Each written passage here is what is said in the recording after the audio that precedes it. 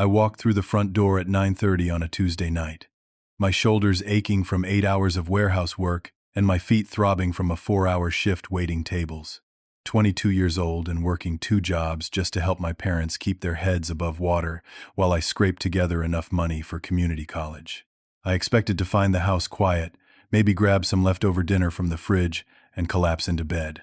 Instead, I found my parents and my younger brother Trevor sitting in the living room with expressions so serious, my stomach dropped.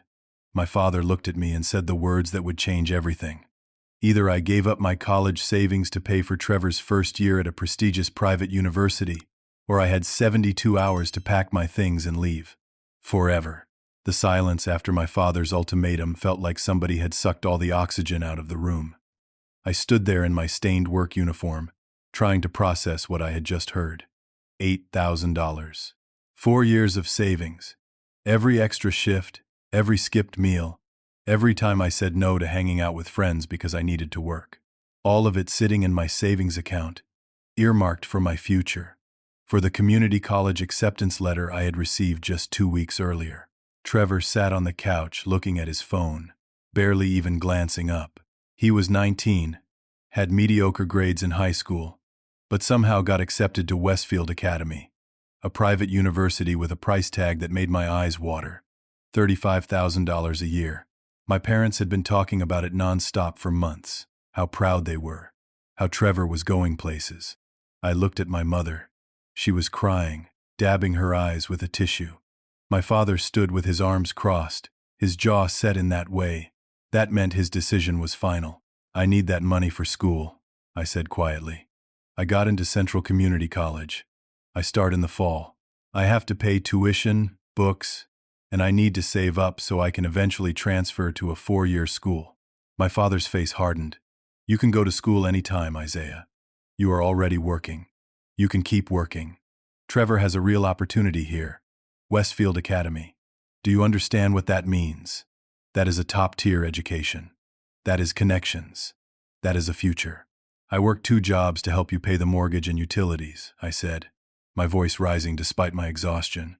I have been doing that for 2 years since I graduated high school. I have been helping this family while saving for my own education. My mother spoke up, her voice shaking. We have done everything for you boys. Everything. Fed you, clothed you, kept a roof over your heads. Is it so much to ask that you help your brother? That you think about someone other than yourself? The words hit me like a slap. Selfish. That is what she was calling me. Selfish for wanting to use my own money that I had earned for my own education. Trevor finally looked up from his phone, a small smirk playing at the corner of his mouth. Come on, Isaiah. It is just money. You will make more. I only get 1 shot at Westfield. Dad is right. You can go to community college whenever. It is not going anywhere. Something inside me snapped. That money represents 4 years of my life. 4 years of exhaustion and sacrifice. I am not just handing it over because you decided you want to go to an expensive school. My father took a step toward me. Then you have a choice to make. You can be part of this family and help your brother, or you can be on your own. We are not asking for discussion. We are telling you. 72 hours, Isaiah. Support Trevor, or pack your things. I looked at each of them, searching for some sign that this was not real, that they would take it back. My mother would not meet my eyes. Trevor had gone back to his phone. My father stared me down like I was a stranger. I am not giving you my savings, I said. My father nodded slowly. Then you know what you need to do. The next 2 days were a blur. I stayed at my friend Dylan's place that first night, sleeping on his couch, explaining the situation while he shook his head in disbelief. The following day, I went to work like normal, came back to find my clothes and belongings packed in boxes on the front porch. The locks had been changed. I stood there staring at those boxes, at the house I had grown up in, and felt something break inside me. Dylan let me crash with him for a week, but his girlfriend Madison started making comments about how crowded the apartment was, how they needed their space. I could see the tension building. Did not want to ruin their relationship. I found a studio apartment in the Riverside district, the rough part of town where rent was cheap because nobody wanted to live there. The landlord, a tired-looking man named Frank, barely glanced at my application. First and last month rent, he said. $1,200. I watched my savings account drain. $4,000 left after paying Frank. The apartment was 200 square feet of peeling linoleum, water-stained ceiling tiles, and a bathroom where the toilet ran constantly. The heater did not work properly, and the walls were so thin I could hear every word my neighbors said, every footstep, every argument. Cockroaches scattered when I turned on the lights. The windows did not lock properly. The building smelled like cigarette smoke and mildew. But it was mine. It was all I could afford. I picked up a third job delivering pizzas for Angelo's Pizzeria, working nights and weekends. Between the warehouse, the restaurant, and pizza delivery, I was working 70 to 80 hours a week. I would wake up at 5 in the morning, work at the warehouse until 2, grab a quick meal, work the dinner shift at Romano's restaurant until 9, then deliver pizzas until 1 or 2 in the morning. Sleep 4 hours. Repeat. 3 months passed. I barely saw Dylan anymore, barely had time for anything except work and the 2 classes I had managed to enroll in at Central Community College. I was running on fumes, living on ramen noodles and peanut butter sandwiches, but I was making it work. Barely. Then I ran into Marcus, a guy I had known from high school. We grabbed coffee and caught up. I asked about Trevor, could not help myself despite everything. Marcus looked uncomfortable. You have not heard? Heard what? Trevor dropped out of Westfield. Like 2 months ago. He partied his way through first semester, failed most of his classes, and just stopped going. He is back at your parents' place. Spends all day playing video games from what I hear. I sat there holding my coffee cup, the words echoing in my head. Dropped out. $8,000. My $8,000. Gone. Wasted. Trevor had thrown away the opportunity they had sacrificed me for, the future they had deemed more important than mine. I waited for my parents to call, to apologize, to acknowledge what had happened, to check on me, ask how I was doing in my classes despite everything. The call never came. I threw myself into survival mode. Community college became my lifeline, the proof that I could build something despite everything stacked against me. My professors did not know I was attending class on 3 hours of sleep, that I was taking notes while fighting to keep my eyes open, that I was studying during my 15-minute breaks at the warehouse. I made the dean's list that first semester. 3.8 grade point average. When I saw my name on that list posted outside the administration building, I stood there for a long moment, something warm and fierce burning in my chest. Nobody from my family was there to see it. Nobody called to congratulate me. But I had done it anyway. During my second semester, I met Amber in my English composition class. She had bright eyes, an easy laugh, and a way of making even the most boring lecture feel interesting. We started studying together at the campus library, then grabbing cheap coffee afterward, then going to free campus events when I had rare evenings off. She was kind, patient.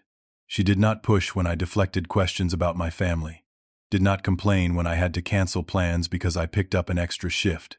We started dating in March, and for the first time since the ultimatum, I felt like maybe things could be okay. Maybe I could build a life that was not just grinding through each day. Then Trevor showed up at Angelo's Pizzeria on a rainy Thursday night in April. I was loading pizza boxes into the delivery car when I heard his voice. Isaiah. I turned around. Trevor stood under the awning, soaked from the rain, looking thinner than I remembered. His eyes were red-rimmed, his hands shaking slightly. What do you want, Trevor? He glanced around nervously. Can we talk, please? Against my better judgment, I told my manager I needed 5 minutes. Trevor and I stood in the alley behind the pizzeria, rain hammering on the pavement. I am in trouble, he said. Real trouble. I waited, arms crossed. I owe some people money. Bad people. I got into gambling, online poker, sports betting. I thought I could make some money, but it went wrong and I am in deep. $3,000 deep. They have been calling, threatening me. Isaiah, they said they are going to hurt me if I do not pay by next week. My jaw clenched. Go to Mom and Dad. I cannot. They do not have it. The house is already struggling. If they find out I gambled away money, they will lose it. You know how Dad gets. Then get a job.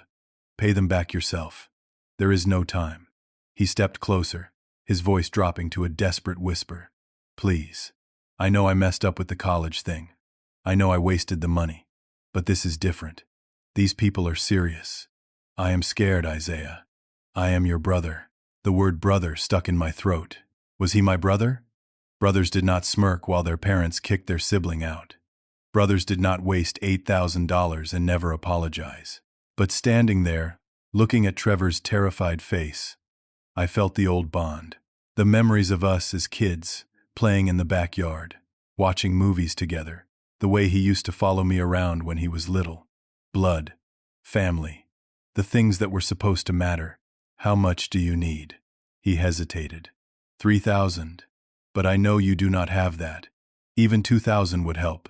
I can figure out the rest. I swear, Isaiah, I will pay you back. Every penny. I will get a job. I will make this right. I had $2,400 in my account. Rent was due in a week. Tuition for summer classes was due in 3 weeks. If I gave Trevor 2,000, I would be running dangerously close to empty again. But he was my brother. And those people he described, the threats, what if they were real? I will give you 2,000, I said finally. But you pay me back. You get a job. You fix your life. And Trevor, this is the last time. I cannot keep saving you. Thank you. He grabbed my arm, his eyes wet. Thank you. You are saving my life. I mean it. I am going to change. I am done with gambling. I am getting my act together. I withdrew $2,000 the next day and met Trevor at a coffee shop. He hugged me, promised again to pay me back, to turn things around. 2 weeks passed. I picked up extra delivery shifts to make up the shortfall, skipped meals to save money, stressed about making rent. Then I saw the Instagram post. Trevor, grinning in front of the Bellagio fountain in Las Vegas, posing with a group of friends in a nightclub, bottles of expensive champagne on the table. The caption read, Vegas baby, living the dream. My hands shook as I scrolled through more photos. Fancy dinners, pool parties, casino floors, all posted over the past 5 days. I called him immediately. It went to voicemail. I sent a text. You lied to me about the gambling debt. You went to Vegas with my money. Call me right now. 3 dots appeared, then disappeared. Then a message. Mind your own business. I called again. No answer. I sent another text. I want my money back. You scammed me. Dots appeared again. Then, you gave it to me. It is gone. Move on. I tried calling from a different number. He answered. Did not realize it was me at first. When he heard my voice, he laughed. Isaiah the hero. Always so self-righteous. Maybe if you had helped the family when we asked, none of this would have happened. But no, you had to be selfish. So enjoy being broke.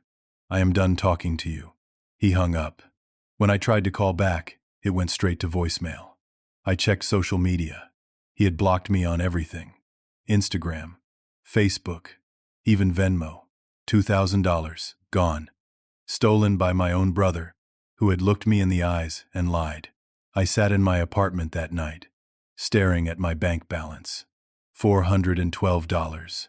Rent due in 4 days. No food in the fridge. Gas tank near empty. And nobody to blame but myself for trusting family. The betrayal poisoned everything. I could not stop thinking about it, replaying every conversation with Trevor, hating myself for being stupid enough to believe him. The anger sat in my chest like a stone, making it hard to breathe. Amber noticed. Of course she noticed. She asked what was wrong during our study sessions, reached for my hand when I zoned out mid-conversation, tried to talk to me about whatever was making me so distant. I shut her out, told her I was fine, just tired from work. She did not believe me, but what could I say? That my family had used me, betrayed me, stolen from me? That I was too ashamed to admit how badly I had messed up? We were sitting in her car outside my apartment complex one evening in early May when things came to a head. Isaiah, talk to me, she said. Whatever is going on, you can tell me. I want to help. There is nothing to talk about. I am just dealing with some stuff. What stuff? Let me in. We are supposed to be together. That means sharing things, even hard things. I do not want to talk about it, Amber. Can you just drop it? No. Her voice was firm. I cannot drop it. You have been pulling away for weeks. You cancel plans. You barely respond to my texts. When we are together, you are somewhere else in your head. I care about you, but I cannot be in a relationship with a wall. I am doing my best. I am working 3 jobs, going to school, trying to survive. I am sorry if that is not enough for you. It is not about enough. Her eyes were shining with tears. It is about letting me be there for you. It is about trusting me. Something in me snapped. You want to know what is going on? Fine. My family threw me out because I would not fund my brother's college. Then he dropped out and wasted all that money anyway. Then he showed up begging me for cash, saying he was in danger, and I gave him $2,000 I could not afford to give. Turns out he lied. Took my money to Vegas and blocked me. So excuse me if I am not in the mood to talk about my feelings. Amber stared at me. Isaiah, I am so sorry. Why did you not tell me? Because it is humiliating. Because I am an idiot who keeps getting used by people who are supposed to care about me. You are not an idiot. Your family is. Trevor is. But shutting me out is not going to fix anything. Maybe I need to shut people out. Maybe that is how I survive. She was quiet for a long moment. Is that what you want? To survive alone? Right now, I do not know what I want. Then I think you need to figure that out. She wiped her eyes. I love you, Isaiah. But I cannot be with someone who will not let me in, who pushes me away every time things get hard. Call me when you are ready to actually be in a relationship. She drove away. I stood there watching her taillights disappear, feeling numb. I buried myself in work even harder. 70, 80, 90-hour weeks. At the warehouse, I had been working toward a promotion to shift supervisor. My manager, Doug, had been grooming me for it for months. The position came with a $3 per hour raise and benefits, health insurance included. It would change everything. Doug pulled me aside one afternoon in late May. Isaiah, I need to talk to you about the supervisor position. My heart jumped. I had been waiting for this. Sure, what is up? He looked uncomfortable. The position is not going to you. I am sorry. The owner's nephew just graduated college and they are giving it to him. Starts Monday. I felt like I had been punched. What? Doug, I have been here for 3 years. I work overtime constantly. My attendance is perfect. I know every aspect of this warehouse. I know. You deserve it. But it is out of my hands. Family politics. His nephew has never worked a day in this warehouse. He does not know anything about how we operate. Doug sighed. I know. Trust me. I fought for you. But the owner made the decision, and I cannot change it. Rage flooded through me. White, hot, and overwhelming. This is garbage. This is corrupt. I have earned this position. I have given everything to this job. Isaiah, I understand you are upset, but you need to calm down. Calm down? I have been counting on this promotion. I need those benefits. I need that raise. And you are giving it to some kid who probably does not even want to be here? The owner's nephew walked past at that moment, a preppy-looking 22-year-old in brand-new work boots that had never seen dirt. He smirked at me. Guess you will be working for me now. Something in me broke. I turned to Doug. This is unbelievable. I quit. Isaiah, do not do anything rash. Let's talk about this. There is nothing to talk about. I walked out, leaving my safety vest on the floor, my hands shaking with fury. I got a text from Doug that night. I'm sorry. For what it's worth, you were the best worker we had. The next morning, I showed up to get my final paycheck. The nephew, whose name was apparently Brent, was already in the supervisor's office. He called me in. We have a problem, he said, leaning back in the chair that should have been mine. Your outburst yesterday created a hostile work environment. You made threats. I did not make threats. I said the decision was corrupt and quit. That is not how I heard it. He slid a termination letter across the desk. You are being fired for insubordination and creating a hostile work environment. Effective immediately. You cannot fire me. I quit. We are terminating your employment before your resignation takes effect. This goes on your record as a firing. You will not be eligible for rehire. Doug will not be providing a reference. I stared at the letter. This was retaliation, pure and simple. You are doing this because I called out the nepotism. I am doing this because you behaved inappropriately. Sign the form acknowledging receipt of this letter. I wanted to argue, to fight, but what was the point? I signed the paper, took my final check, and walked out. One job gone. My primary income, the job that was supposed to lead somewhere, the job that was supposed to give me benefits and stability, gone. I went to Romano's restaurant for my evening shift. The owner, Mr. Romano, pulled me aside. Isaiah, I heard about what happened at the warehouse. I am sorry. Thank you. I appreciate that. Unfortunately, I have to let you go too. Business has been slow and I need to cut staff. I am sorry. You are a good worker. It felt like the universe was conspiring against me. In less than 24 hours, I had lost 2 of my 3 jobs. Only pizza delivery remained. I could not afford my apartment anymore. Could not afford food. Could not afford gas to deliver pizzas. Could not afford anything. I was 25 years old and everything was falling apart. The next 2 months were a living nightmare. I picked up every delivery shift Angelo's would give me, working 12 to 14-hour days, 7 days a week. Tips were unpredictable. Some nights I made $60. Other nights, $20. Gas ate up most of my earnings. I applied for jobs constantly. Retail, fast food, more warehouse positions, anything. Nobody was hiring, or they were but not me. The termination on my record poisoned every application. When potential employers called the warehouse for a reference, they got the official story. Terminated for misconduct. My savings were gone. My rent was 2 months overdue. Frank the landlord left increasingly aggressive notes on my door. Pay or get out. I started parking my car in different spots each night, sleeping in the back seat to avoid him. I stopped eating regularly. 1 meal a day if I was lucky, usually something cheap from the dollar menu. My stomach hurt constantly, a burning, gnawing pain I tried to ignore. I showered at the community college gym, brushed my teeth in gas station bathrooms, washed my clothes at a laundromat once a week when I could spare the quarters. Amber texted a few times. Are you okay? Can we talk? I did not respond. What would I say? That I was living in my car? That I was failing at everything? The stomach pain got worse. Sharp, stabbing sensations that made me double over. I ignored it. No health insurance meant no doctor. I took antacids and kept working. One night in late July, I was delivering a pizza to an address across town when the pain became unbearable. It felt like something was tearing inside me. I pulled over, gasping, sweat pouring down my face. The pain was so intense, I could not see straight.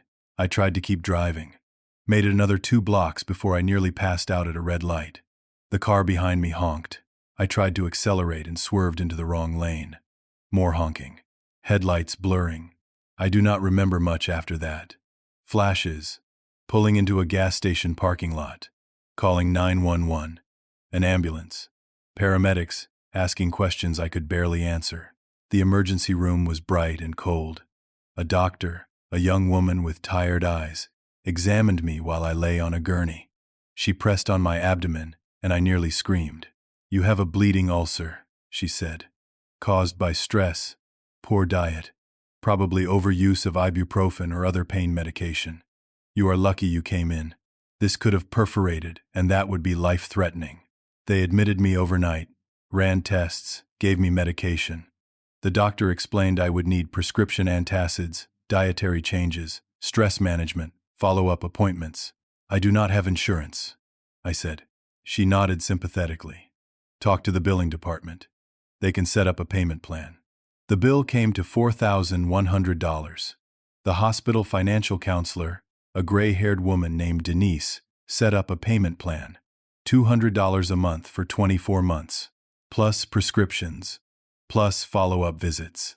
I cannot afford $200 a month, I said. It is the best we can do. If you do not pay, we will send it to collections. I left the hospital with a bottle of pills, a stack of medical papers, and a crushing sense of defeat. 2 weeks later, I ran into Patricia at a coffee shop. She had been friends with my parents for years, known me since I was a kid. She smiled when she saw me. Then her smile faltered. "Isaiah, you look so thin. Are you all right?" "I am fine," I lied. "Just busy with work and school." She hesitated. "I heard about what happened with your family. I am sorry. That must have been difficult." "It is in the past. Your parents talk about you sometimes." She looked uncomfortable. "They say Trevor is doing great, that they are so proud of him. They say well, that you left the family, that you were not willing to help out." The lies. The casual rewriting of history. Of course they were playing the victims, making me the villain. "That is not what happened," I said quietly. "But it does not matter anymore. I believe you, Isaiah. I have known your parents a long time. I love them, but I also know how they can be, especially when it comes to Trevor." She reached out and squeezed my hand. "If you ever need anything, let me know." I nodded, not trusting myself to speak. That night, I finally checked my credit score. I had been avoiding it, afraid of what I would find. 520. Terrible. There were collections, accounts I did not recognize, credit cards I had never opened. I pulled my full credit report. There it was. A Capital Bank MasterCard in my name, opened 4 years ago. Balance, $12,300. 90 days past due. Sent to collections. I had never opened a Capital Bank card. Never applied for one. Never used one. I called the bank's fraud department. After 40 minutes on hold, a representative pulled up the account. The application had my name, my social security number, my old home address, the one I had lived at with my parents. Before the ultimatum. "This is fraud," I said. "I did not open this account. Do you know who might have accessed your personal information?" I closed my eyes. "My brother, Trevor. He had access to my documents when we lived together. My social security card, my birth certificate, everything. You will need to file a police report and dispute the charges. We will investigate." I filed a report with the local police the next day. The officer, a middle-aged man with a bored expression, barely looked up from his paperwork. "Identity theft between family members is tricky. Even if we confirm your brother did it, pressing charges is complicated. You will probably need a lawyer. This could take years to resolve. I do not have money for a lawyer." "Then I do not know what to tell you." The collections agency started calling. 6, 7 times a day. Threatening letters arrived. "Your credit will be destroyed. Legal action will be taken. Wage garnishment is possible." I was drowning. Medical debt. Fraudulent credit card debt. No job except pizza delivery. Living in my car. Eating 1 meal a day. I sat in a Walmart parking lot one night, the only place I felt safe sleeping, and stared at my phone. I had $43 in my bank account. A quarter tank of gas. No food. No plan. I thought about giving up. Just driving away and never coming back. Disappearing. Starting over somewhere new with nothing. But I was too tired even for that. 3 days after my 26th birthday, which I spent alone in my car eating a stale sandwich, I got the eviction notice. Frank had finally taken legal action. I had 30 days to vacate the apartment I was not even living in anymore. The notice included a demand for 4 months back rent plus late fees. Total, $5,600. I did not have $5,600. I did not have $500. I had been dodging Frank for weeks. But the eviction meant a judgment on my record. Another black mark, making it even harder to find housing. I went to the apartment to collect the few belongings I had left there. The electricity had been shut off. My textbooks, some clothes, a few kitchen items. I packed everything into my car in garbage bags. A police officer showed up while I was loading the last bag. Someone reported suspicious activity. He checked my ID, confirmed I was the tenant, and watched while I finished packing. "You have somewhere to go?" he asked. I nodded, lying. "Sure. Moving in with a friend." He did not believe me. I could see it in his eyes. "Good luck," he said. I drove to a different parking lot, a shopping center that stayed open late, where security did not hassle people as much. I parked in the back corner, reclined my seat, and tried to sleep. It was August. The heat was suffocating even at night. I kept the windows cracked, but mosquitoes swarmed in. I was too afraid to run the air conditioning and waste gas. Every penny mattered. My phone rang at 2 in the morning. Unknown number. I almost did not answer, but I was awake anyway, miserable and itching from mosquito bites. Hello? Is this Isaiah Henderson? Yes. Who is this? My name is Gordon Hutchinson. I am an attorney with Hutchinson and Associates. Patricia Murphy gave me your contact information. She told me about your situation, and I would like to help. I sat up, fully awake now. Patricia? How do you know Patricia? We go to the same church. She is very concerned about you, Isaiah. She told me about the identity theft, the family situation, everything. I specialize in family law and fraud cases. I would like to offer my services pro bono. Pro bono. Free legal help. It sounded too good to be true. Why would you do that? Because what happened to you is not right. Because young people should not be exploited by their families and left to drown in debt that is not theirs. Because I believe in justice, and you have not gotten any. I do not have money for a lawyer. I cannot pay you. That is what pro bono means, Isaiah. No charge. I have been looking into your case already, based on what Patricia told me. Trevor's identity theft is prosecutable. The credit card fraud, the forgery, all of it. We can get the charges dismissed, get your credit repaired, and potentially pursue restitution. Really? My voice cracked. You can do that? We can try.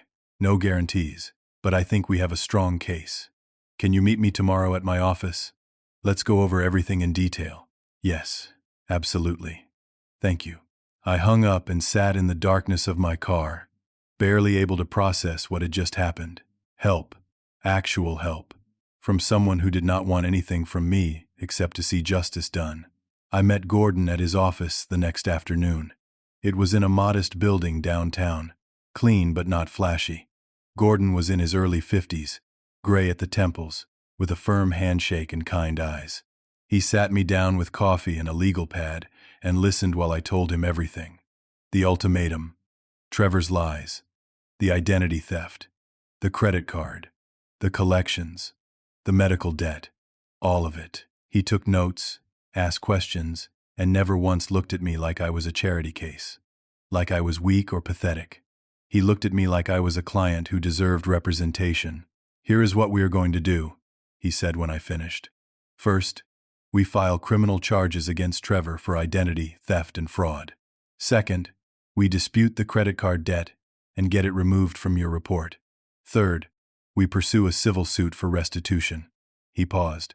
There is something else I want to discuss with you. What? Your parents. He leaned forward. What they did to you, coercing you to give up your savings under threat of homelessness when you were a young adult, could be considered financial exploitation, emotional abuse. We might have grounds for a civil suit against them as well. Sue my parents? The idea felt surreal. I know it sounds extreme, but Isaiah, they exploited you. They threw you out. They enabled Trevor to steal from you. They have been lying about you to mutual friends. They chose to protect him over supporting you. That has consequences. I do not know. I mean, they are my parents. Think about it. No pressure. Let's focus on Trevor first. He stood and shook my hand. I am going to need you to gather every document you have. Police reports, credit reports, bank statements, everything. Can you do that? Yes, I can do that. Good. We will build this case together. And Isaiah, one more thing. I have been doing some background research on your family. Your parents took out a second mortgage on their house 3 years ago. Did you know that? No. I have not spoken to them in years. The second mortgage was supposedly to pay for Trevor's education and expenses. But I pulled some public records. That money, about $60,000, did not go to any educational institution. From what I can piece together, it went to fund Trevor's lifestyle. New car, expensive apartment, trips, all of it. Meanwhile, your parents have been missing mortgage payments. The house is in foreclosure. They have 60 days before the bank seizes it. I stared at him. They are losing the house? They made choices. Isaiah. Bad choices. They prioritized the wrong son. They took out debt they could not repay to fund a lifestyle for someone who did not appreciate it or earn it. And now they are facing the consequences. I did not know what to feel. Satisfaction? Pity? Anger? I just thought you should know, Gordon said gently. Because when people get desperate, they start reaching out to anyone they think might help. Be prepared. I left his office with a stack of legal documents to review and sign, and the first sense of hope I had felt in months. Someone was fighting for me. Someone believed me. Someone thought I deserved justice. 3 days later, the police arrested Trevor. Gordon worked fast. Within a week of our first meeting, he had filed criminal charges against Trevor for identity theft, credit card fraud, and forgery. The police took it seriously this time because we had documentation, proof, a lawyer pushing the case forward. Trevor was arrested at my parents' house on a Tuesday morning. Gordon called to tell me. He has been taken into custody. Arraignment is tomorrow. He will likely make bail, but the charges are solid. Isaiah, this is real. I should have felt triumphant. Instead, I felt hollow. My brother, despite everything, was still my brother. Somewhere under the lies and the theft and the smirking arrogance, he had been the little kid who used to build blanket forts with me. But that kid was gone. Had been gone for a long time. I was staying at a men's shelter temporarily while Gordon helped me navigate social services and get back on my feet. It was not great, 40 men sharing a dormitory-style room, but it was better than my car. There were showers, meals, a bed. I was taking it one day at a time. On Thursday evening, one of the shelter staff told me I had visitors. My heart sank before I even saw them. My parents stood in the lobby. They looked terrible. My father had lost weight, his face gaunt and gray. My mother's hair was streaked with white, her eyes ringed with dark circles. They looked like they had aged 10 years. Isaiah, my mother said, her voice breaking, please, we need to talk to you. I considered walking away, just turning around and leaving them standing there. But curiosity and some deep, stubborn part of me that still wanted answers made me stay. What do you want? Can we sit down somewhere? Talk privately? We went outside to a small courtyard. The sun was setting, casting long shadows across the concrete benches. I sat across from them, arms crossed. My father cleared his throat. We heard about Trevor, about the charges. Good. He deserves them. Isaiah, please. My mother reached toward me, but I pulled back. We made mistakes. We know that. We should have supported you. We should have believed you. We were wrong. The words I had needed to hear 3 years ago. Now they felt empty. Why are you here? We are losing the house, my father said bluntly. The foreclosure is final next week. We have nowhere to go. We have nothing saved. No family who will take us in. We have been calling around, but everyone says no. And you want me to help you? I laughed, a bitter sound. You have to be kidding. We are your parents, my mother said. Please. We are desperate. We would not be here if we were not desperate. You threw me out 3 years ago, told me to support Trevor or leave. I left. You never called, never checked on me, never apologized. And now you want my help? We did not know how bad things were for you, my father said. We thought you would be fine. You are resourceful, strong. Trevor needed us more. There it was, the truth. Trevor needed them more. I was supposed to be fine because I was strong, because I could take care of myself. Never mind that I had been living in my car. Never mind the debt, the starvation, the desperation. You chose him over me. You always chose him. He is our son, my mother said. So am I. I stood up. I do not owe you anything. You made your choices. Live with them. Wait. Please. My father stood too, desperation making his voice crack. We need you to drop the charges against Trevor. If he gets convicted, it will ruin his life. He will have a record. He will never recover from this. He stole from me. He committed crimes. He deserves the consequences. He is your brother. Then maybe you should have taught him to act like one. My mother started crying harder. Isaiah, please. You have always been the strong one, the responsible one. Help us. Help him. Family is supposed to stick together. Where was this speech when you kicked me out? Where was family then? Isaiah. The voice came from behind my parents. Trevor stepped into the courtyard. He had been lurking nearby, listening. He looked thinner, too, his face pale, but his eyes held the same arrogance they always had. "You are really going to destroy the whole family over this?" he said. "You are that petty?" "Petty?" I stepped toward him. "You stole $12,000 from me. You lied to get $2,000 more. You scammed me, blocked me, and never once apologized. And I am petty? It was just money." Trevor shrugged. "You would have wasted it anyway." Something inside me went cold and clear. "You have not changed at all. You have not learned anything. You are still the same selfish, entitled person you have always been. And you are still the same self-righteous loser." Trevor got in my face, his voice rising. "You think you are better than me? You are living in a shelter. You are broke. You are pathetic. And now you are trying to ruin my life because you are jealous." "I am not jealous, Trevor. I am done. Done being used by you. Done being second choice to mom and dad. Done sacrificing for people who do not care about me. If you do not drop those charges," Trevor said, his voice dropping to a threatening hiss, "I will make sure everyone knows what you did. That you turned your back on your family. That you got your own brother arrested. That you let your parents become homeless. I will tell everyone you are the villain. You will never have peace in this town. People will know what you really are." My mother grabbed Trevor's arm. "Trevor, stop." He shook her off. "No. He needs to understand. Family protects family. If he does not help us, he is going to regret it." I looked at the three of them, my parents, pathetic and desperate. Trevor, threatening and arrogant even while facing criminal charges. This was my family. These were the people who were supposed to love me, support me, have my back. I felt nothing but pity and exhaustion. "Get away from my client." Gordon appeared at the edge of the courtyard with a security guard from the shelter. I had not even heard him arrive. Trevor spun toward him. "Who are you?" "I am his lawyer, and you are violating your bail conditions by contacting the victim of your crimes." He pulled out his phone. "I have been recording this entire conversation, including your threats. This will be reported to the court." Trevor's face went white. "You cannot do that."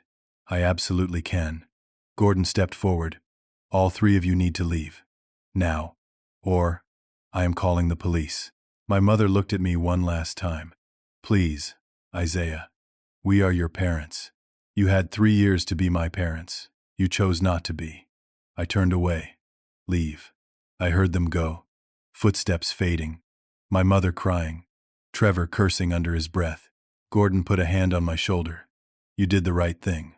"Then why does it feel so terrible?" "Because you are a good person.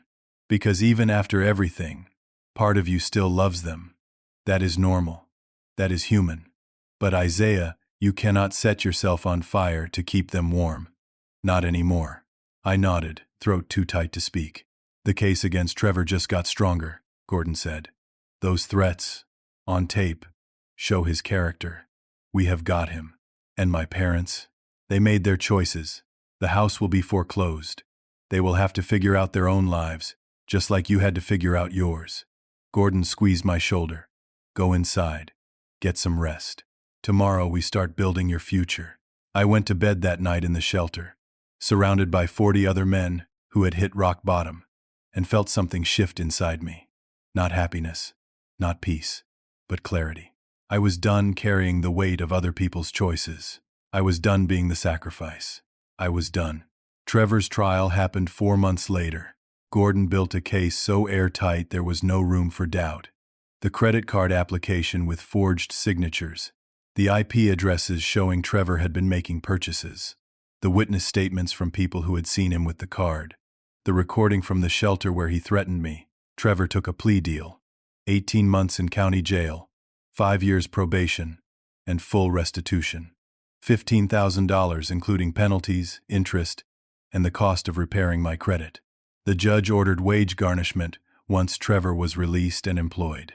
My parents sat in the courtroom, watching their golden child sentenced.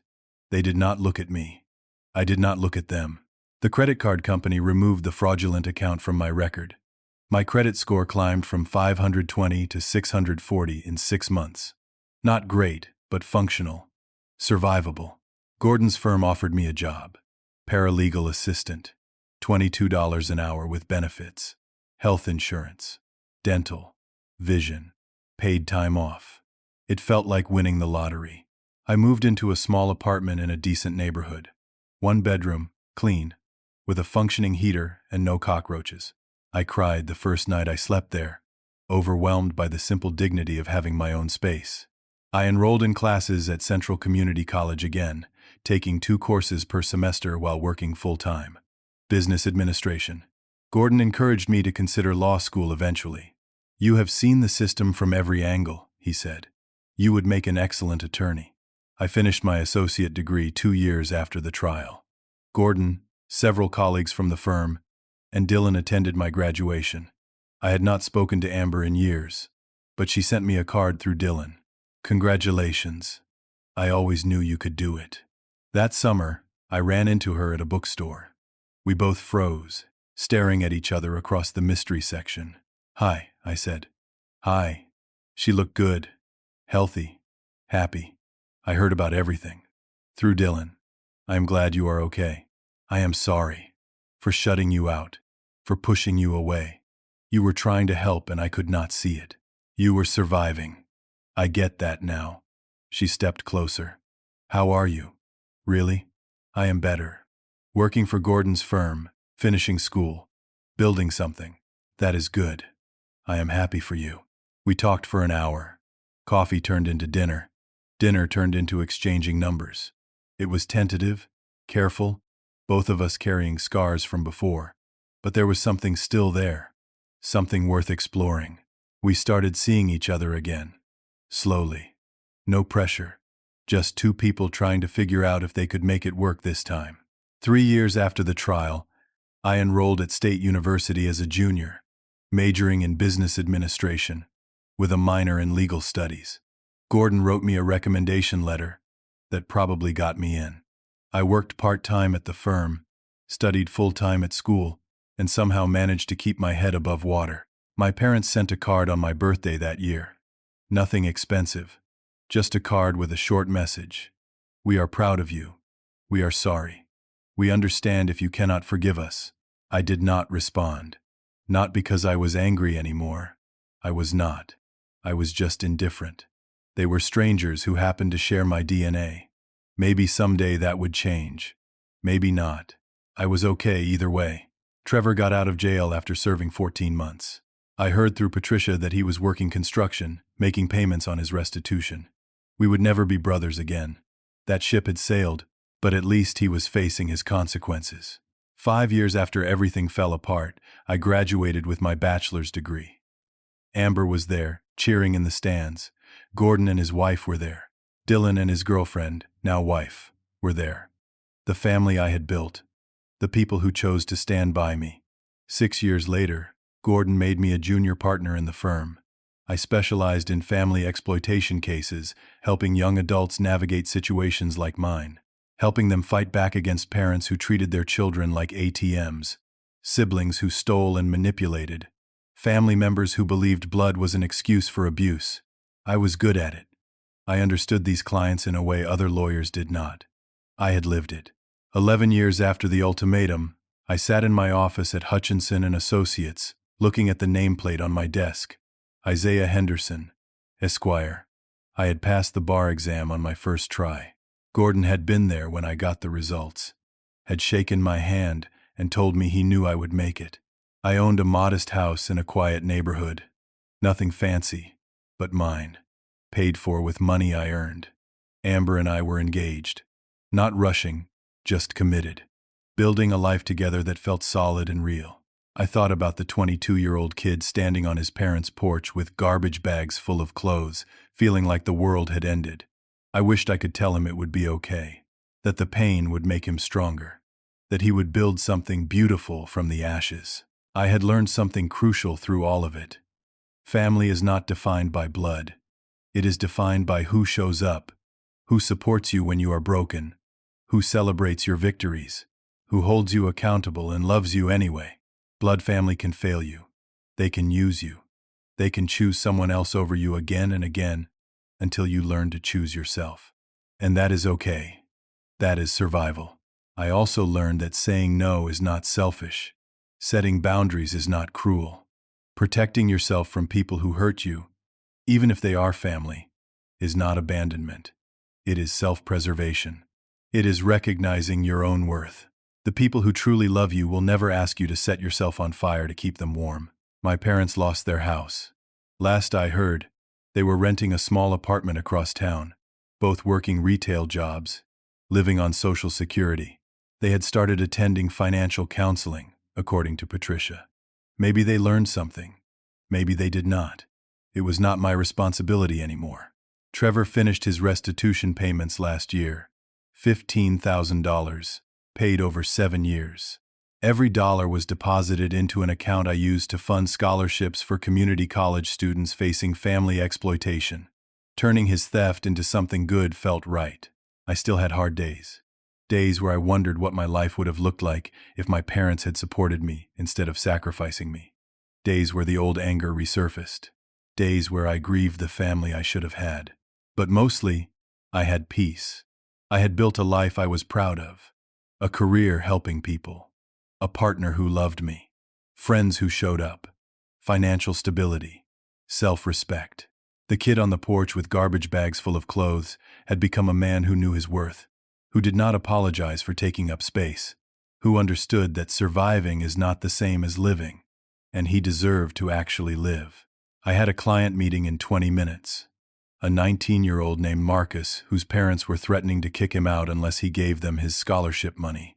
His story sounded familiar. I opened his file, made notes, prepared my arguments. This is what I did now.